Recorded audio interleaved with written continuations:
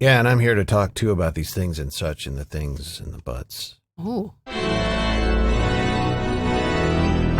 There's your channel's Buttcast. No. It's a podcast. That's and right.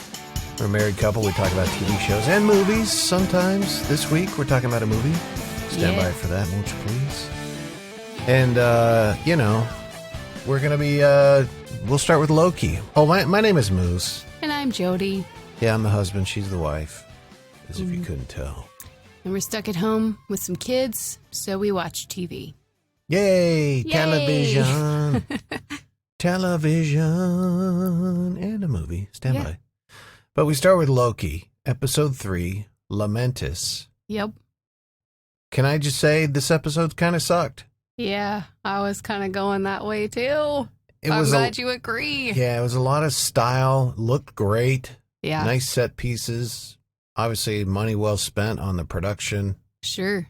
But it was just nothing there. For the story moving along. Yeah, I mean, there was one little tidbit of the story that was interesting in that the time variant hunters or time Minutemen, whatever they're called. The Minutemen, yeah. The TVA. Yeah, they are not like born and raised by the Time Variant Authority. They are like, they themselves are previous variants who have been kind of brainwashed and turned into Minutemen. Yeah, they're regular people. But other than that, there's nothing really to this story, this episode that's interesting. Like even like the end where their ship to get them off that planet that's doomed, the ship blowing up or falling over. Yeah. Even that didn't seem super consequential. It didn't land for me, no pun intended, as to why that was so, oh no, you know? There's just, they're stuck there now, I guess, is kind of the thinking behind that. Yeah, but they'll find a way out. Yeah, probably. I mean, I also, can I just say, backing up in the episode, I didn't care for like the part where, they created some sexual tension between Sylvie and Loki. And he even at one point was like, are you trying to enchant me? Like, are you trying to seduce me? I didn't get any sexual tension there. No. It was like while they were hiding in that metal building as the kind of asteroids are falling around. Yeah, they had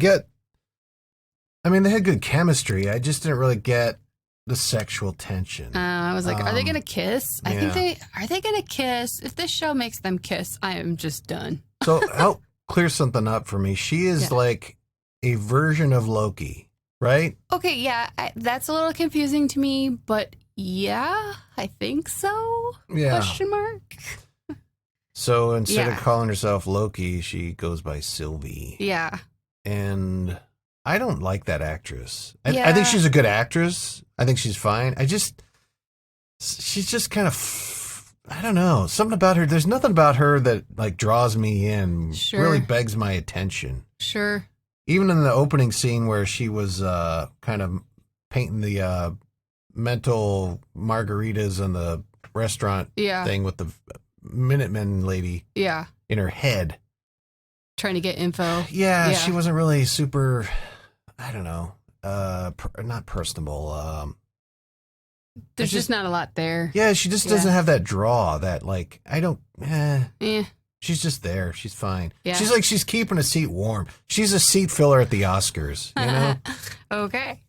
Well, apologies to that actress. No, I mean, she's a great actress. Don't get me wrong. It's just, there's some really good actors, but they don't have it. They don't have that, like, I need to see more of them. I'd like to see them do more and, Sure. They're a great actor or actress, but they just, nothing about them's like, wow-wee. Sure. Okay. I'll give that to you.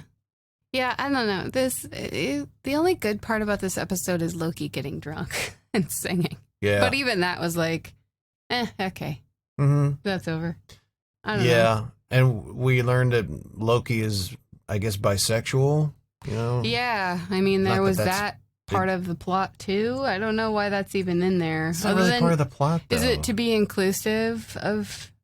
No, I don't think so, because it was such a throwaway moment. Or just representative. I mean, I don't know. Like, why do we need that in it? Well, because they were getting to know each other. Remember, they were asking each other about, like, is there a Mr. Loki at home, Sylvie, Yeah. and do you have a girlfriend? No. Boyfriend? No. But and then he said something about like both. Yeah. Anyway, I didn't really get anything out of that other than Loki is bisexual. Okay. Moving on. Yep. But my point of the whole thing is there's just nothing really. I thought the last episode was kind of lame. Yeah. But this one was more so because it's almost like you're trying to distract me with the cool purple color, color grading going on, and in the futuristic world there. I mean, that was good. Lamentus, yeah. It's like the director or creators wanted to do like a quick homage to Blade Runner because a lot of that town they're in looked like Blade Runner. Even some of the music, they had that kind of synth thing in the beginning. It was like meow meow. Yeah. Beep boop boop beep boop boop. Yeah, I don't know. I was hoping this would get better, but it's kind of declining as the episodes go on. So I don't know. We'll see. There's only 6 episodes, right? Oh, really? Yeah. And then it's like done, or just for the season? I don't know. People. I would imagine they'll have another season. People make me wait too long for TV shows, though, when you only make 6 episodes. Right. And then it's like 2 years. See you in 2 years. Yeah. Like, I forgot everything that happened. And, But anyway. it's Disney, so they might make them turn it around quicker because they're like, money. Oh, by the way, money. Ha! Let's make money, you sons of bitches. Ha! Another thing I didn't get is if she can do the mind control like she did for the guards, like, why wouldn't you just do that the whole time? Oh, yeah. And also, when they were running through the city and then, everybody's panicking, buildings are collapsing. Remember they're running, he's like, I got this one. And he did like his magic to lift the falling building up. Yeah. Like, why aren't you using that more? Right? Why aren't you using that? Like when you got confronted at the train, why don't you use your magic to throw them out the window? Right? I don't know. I mean, what the F? Yeah, you have powers, but none of you are using them? Okay, that's whatever. Yeah, also, it's plot convenience, Yeah, kind of, but it just doesn't make logical sense to me. Logic. Also, how silly looking was that gun that old lady had that she blasted him through the door? Yeah, it was the triangle gun. Yes, it looks so cartoony, like it's gonna honk at you. Oh, God. Yeah, totally. Yeah, it was silly, but yeah. I don't know. I mean, we'll stick it out. Yeah. There's only 6 episodes. Yeah, we're in for it. Yeah, but it's not. The first episode was, I thought, great. Yeah. And then the last 2 have just been kind of. Yeah, I'm glad you feel the same way. That's good to know. Yeah. Not the Anything only else on Loki episode 3, Lamentus? Nope. All right. Moving on to the next thing, Jiggy. Yeah. Buffy? Yes, Bill. Where's my honey plug-in? Did you check your trousers? I checked my trousers. Do you think I left it at the Housers? No, it's not at the Housers. Did you check your browser? Oh, there it is, honey. I found it in my browser. What? You found me in your browser? No, darling. I found honey in my browser. Oh, of course, dear. That's where the honey plug-in goes. Of course, darling. The free honey plug-in from joinhoney.com/married. I know, Biff. 17 million people saving over $2 billion with the plug-in that automatically tells you if your shopping cart items have discounts. Yes. Yes. Yes. Yes. Buffy? Yes, dear. Where's the schnauzer? Never mind, I found Bowser. Go to joinhoney.com/married. We watched Extraction, the Chris Hemsworth movie, Netflix movie, where he's a mercenary and he gets hired to save a kid who's been taken hostage he's the son of a drug lord, been taken hostage by a rival drug lord. You got Chris Hemsworth, you got David Harbour's in there. And that's about it for notable cast. Yeah. But this was a good movie. Like, this was a good action movie that had some heart to it. The motivations for him, I think, seemed right.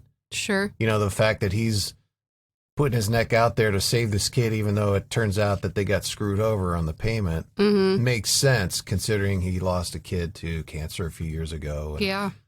So, yeah, I liked Extraction. I liked it too. There were a couple predictable things. Yeah. You know, like, you knew the one guy who kind of messed things up for them was totally going to die.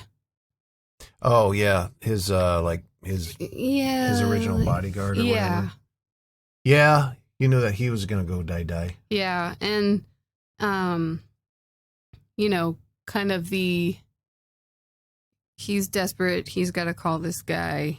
And the one gal was like, I think that's a bad idea.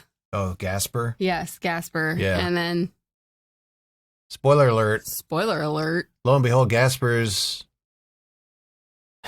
He's not going to help him out. I take care of the body, painless, and it's the best that kid can hope for. Did you call someone? Who'd you call? Why are you such a hypocrite? Got the blood of 100 men on your... Put your hands on me. What'd you do? Do you know what happens to me if they find out that I'm helping you? Yeah, so Gasper, barely friends. At first, I thought he said he was friends with the kid's bodyguard. Yeah. But upon gathering that clip, he's friends with Asif, the drug lord. The incarcerated dad or the rival? The rival. Ah, okay. So that makes sense. Like he did a job for him, helped him out, or I forget what he said. But yeah. I mean, that makes sense that, because at first I'm like, why doesn't he just, because I thought he meant the bodyguard of the kid. Sure. And I'm like, well, you ended up calling the bodyguard anyway to help you out with things. Right. But that makes more sense. Yes. Yeah, don't worry about that. The other thing I was wondering is there's a point in time where kind of this, you know, Navy SEAL SWAT type team, everybody gets wiped out. Mm-hmm. And then there's, you know, kind of the big, you know, ending, you know, with a lot of help and reinforcements from friends. And I'm like, you just have a bunch of guys who are highly skilled and trained in these things like sniping and, you know, just all around kicking ass. You just got a pool of them, like a Rolodex of them that you could just call up like 6 more and it's no big deal. And a helicopter pilot and it's no big deal. I don't know why that's so amazing to you, because I mean, if I need to find some radio guys, I can find radio guys real quick. Like, that's his circle, right? Okay, but that's a bigger pool to pick from than mercenaries who, you know, black market mercenaries who are highly skilled in these abilities. I don't think it's that hard. Really? I think any field, you know, there's, even if it's not a big pool to draw from, they know people. You know, a lot of these guys, you know, are trained in special ops and all that stuff and special forces. So they probably know where to find the guys for the jobs, you know? Interesting. I don't know. That didn't seem like such a stretch for me. I don't know. It's like, oh, your whole crew got wiped out. Well, here's another one. Yeah. Who can do all these things too. Yeah. Like, why didn't you just bring those guys too? Like, have more people. I like how they had the, you know, it started out with the kid's bodyguard being the bad guy. Yeah. I mean, obviously the rival drug kingpin is a bad guy, but. Right. But then it turned into, okay, now he's a good guy. Yeah. And they need him. So I like that. There, you know, there's not a hell of a lot of twisting going on. Like you said, there's some stuff that's predictable, but yeah, I think by and large, Extraction was a good action movie that had some heart. It had good pacing. Yeah. I thought the car chase scene was pretty good. Yeah. You know, there wasn't a lot of the fights weren't the Jason Bourne crap where it's like, quick cut. I can't see what's going on. Yeah. I like too that I like the fight scenes because they didn't look like super choreographed dancing, you know? Yeah. I don't like them when they're too choreographed. and they just look fake then. Like, oh, come on. Yeah. You know? Also, shout out to the mullet-haired fat henchman. The one that pushed the kid over the balcony? Yes. Like, that guy had not as much stuff to do. Yeah. And I was waiting for him to get, like, the really awesome death. Right? But we Yeah. didn't really see anything happen to him. No, that should have been a better payoff to that guy, huh? Yeah. Yeah.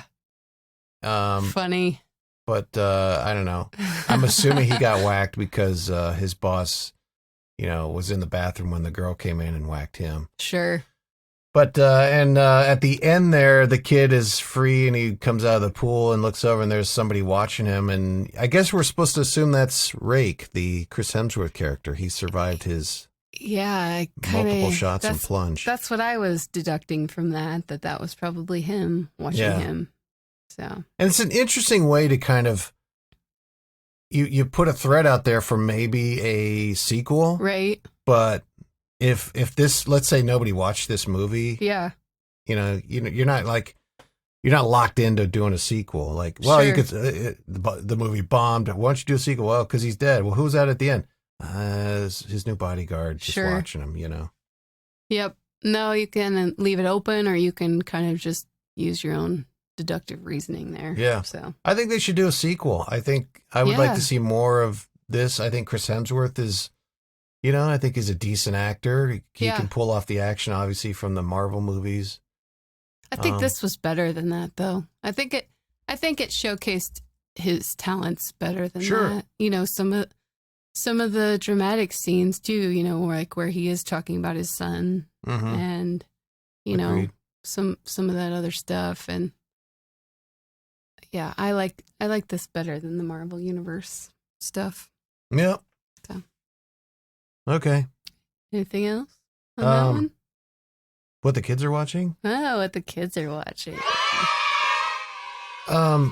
She's watching Harry Potter and Deathly Hallows 2. Or she just finished it. She just finished it. I thought she watched all these. She The watched 9-year-old, all that but is. that one, the part 2. Oh, okay. So, yeah. So we kind of made a deal that if she read the books, that she could watch each movie after she finished reading each book in order. And she accomplished that with flying colors. And we were a little slow to get her the last movie, so she hadn't quite finished them all Okay. yet. But yeah, so she's officially read all of the books and seen all of the movies. So good for her. Yeah. Yeah. Well, did you watch any of this Deathly Hallows? I watched, some of the very end, like maybe the last 20, 30 minutes. Okay. I was reading my book and while she was watching, and I will say, that I pride myself on kind of screening these first, but it's not like she hasn't heard the word before, but they did use a swear word in this movie. So Which one? the B word. Oh, bitch? Yeah. Huh. Yep. And there might have been something else too. I'm not quite sure, but the books have some of that language too. She would bring the book out and be like, "Mom, I found a bad word in here," and she'd show me, and I'm like, "Oh, yep, okay." Oh, our sweet little innocent baby. I think she was just kind of shocked, and she, I think she said as much like, "Why is that in a children's book?" I'm like, "I don't know. It's the author's choice, the editor's choice. I don't know." So, this one has a little bit more grown up. Okay. A little bit. I mean, yeah. the characters age. So, Yeah, they're like over almost 20. yeah. And so, the storyline is going to kind of change and grow with them a bit too. So And I thought the Deathly Hallows, 2, 1 to a certain extent, but 2 seem darker. Like it seems more like scary in a way, Yeah, there were a couple times where I was a little bit worried. She was kind of like, tense in her seat and like, I can't watch. I don't want to look, I've seen enough of these Harry Potter movies to know that for the most part, at least for the first few, they're kind of whimsical with moments of dark. Sure. But this one was, and I don't know, maybe that's the book. This one is definitely more on the dark side. Sure. On Yep. the dark side. Yep. And, but, that was kind of the deal that we made. Mhm. If you read them all, you get to watch all the movies. And I kind of assumed that they were all safe and nothing scary because, that's Yeah. kind of how the first 5 went, Yeah. Well, look, the But- ultimate test is she's not coming out in the middle of the night scared, Not yet. having bad dreams. Not Yeah, yet. Not yet. Not yet. We'll see. We'll report on that another time. Anything But- else? No, just that one, proceed with caution with kids. I suppose it's up to the kid. I suppose it depends on what age. I wouldn't probably let little ones watch that one. No. So, Yeah, they can watch the first 3. yeah. So. Yep. All right. I think that'll put this one to bed. All right. I forget what we had planned for July 4th that week. I don't know. Yeah, we'll have something. But anyway, that's going to do it for us on the Married with Channels podcast. We will be back, and make sure you subscribe and give us a good rating on your podcast provider, whether it be the Apple Podcast or the Google Play and what have you. Share. Tell your Yeah. friends. Go to joinhoney.com/married. Download the free Honey plugin. That helps us out. Yeah. And go to the Twitter @MarriedWChans. I need to put some more content on Twitter, but I will. So many things to do. So little time. Until next time, for the Married with Channels podcast, I'm Moose. And I'm Jody. We'll see you later. Bye.